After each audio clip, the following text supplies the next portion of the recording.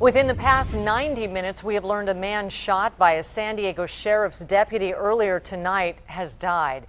It's a story that we've been on top of since the news broke at 7 o'clock this evening. It happened in the 1500 block of Bon Air Road and Palomar Place in Vista. 10 News reporter Chris Murphy is there live. Chris, you just spoke with deputies. What are they saying?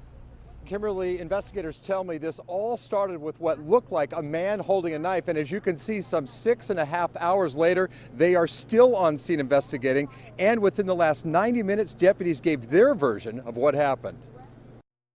The suspect appeared to be holding what appeared to be a knife between his arm and the side of his body. The deputy then got out of his marked patrol car and walked up to the suspect. The suspect began to fight with the deputy. During the struggle, the suspect was able to remove the deputy's taser from his belt holster. The deputy then backed off and opened fire. Unfortunately, the suspect was pronounced dead at the scene. Investigators won't say how many shots were fired, only saying it was more than one, presumably at fairly close range. The medical examiner will make a positive identification of the man killed, but right now all we know is he was possibly 31 years old.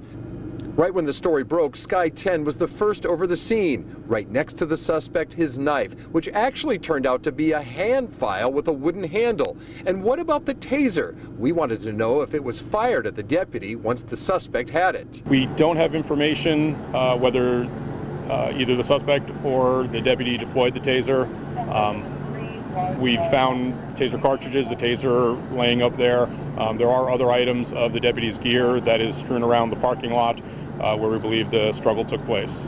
That parking lot was still roped off as the investigation continued for hours after the shots were fired around 4:40 in the afternoon. Within the last couple of hours, 10 News viewers have emailed and called giving a little bit different version of what happened. You heard from investigators, and as investigators go door to door, they're trying to piece together exactly what happened. For now in Vista, I'm live, Chris Murphy, 10 News. All right, Chris.